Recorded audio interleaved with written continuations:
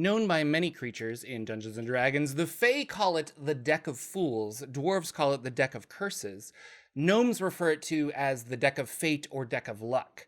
To lawful individuals, it is known as the Deck of Chaos, which is a misnomer because the deck is actually a product of true neutrality. You know it as the Deck of Many Things, but where did this magic item come from? Why is it in Dungeons & Dragons? And why is it known as the ruiner of campaigns? But first, this video is sponsored by Describe. Describe is your source for excellent descriptions of places, monsters, items, spells, and more for your tabletop role-playing game, but they have grown. A new combat collection to fully detail that killing how do you want to do this scenario. And there's also a new map section and ambient audio and sound effects area. Now, the Celestial and Composer subscriptions allow you to play this audio and integrates well with Discord and Foundry VTT.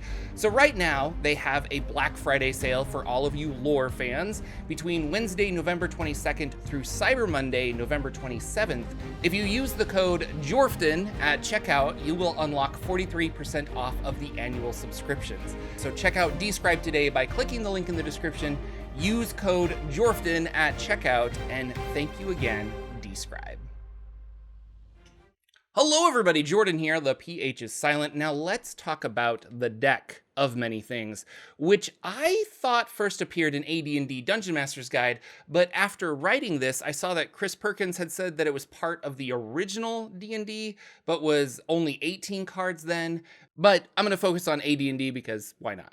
Now, you can find that the deck and a few variant decks are in the AD&D 2nd edition Encyclopedia Magica. There is a Deck of Many Things, the Deck of Many Things 2, Electric Boogaloo, and the Tarot Deck of Many Things, which has a large expanded list of card effects.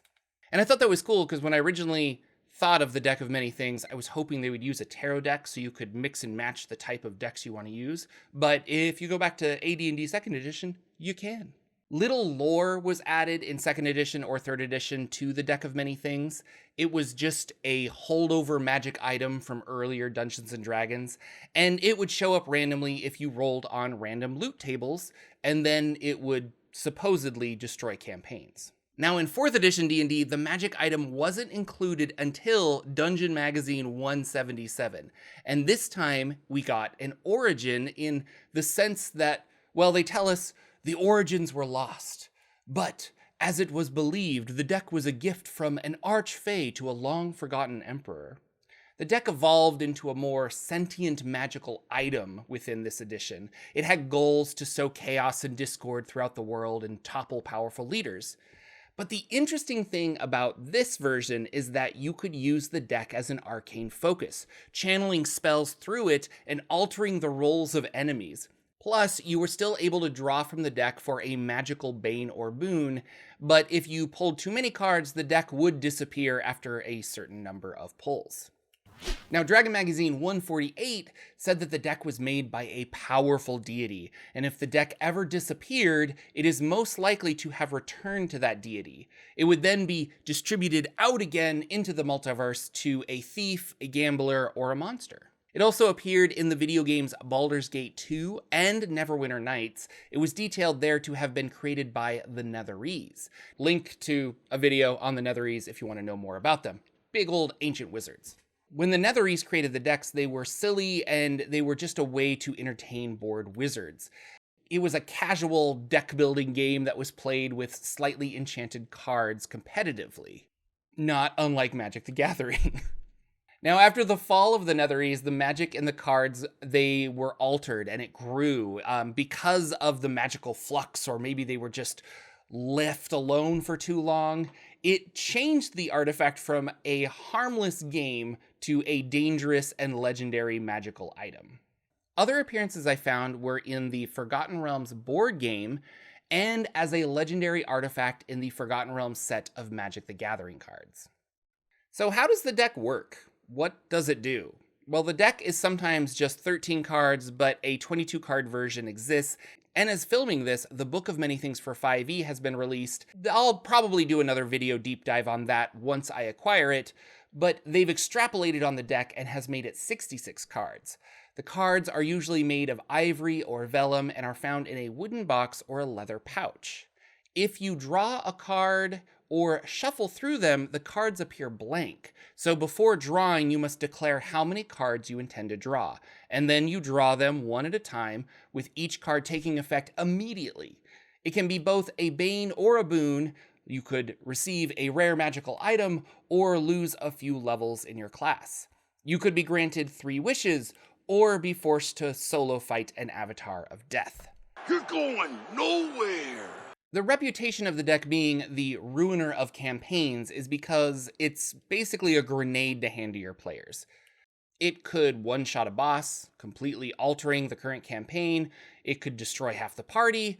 The problem is how unpredictable it is.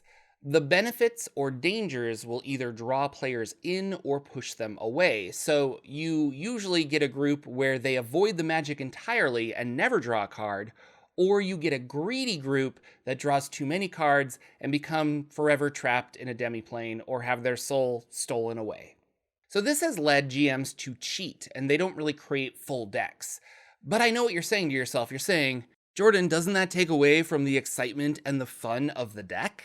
And yeah, probably. I mean, knowing that you could get 3 wishes or end up in a coma as your soul is trapped in the abyss is kind of part of the excitement of this magical item.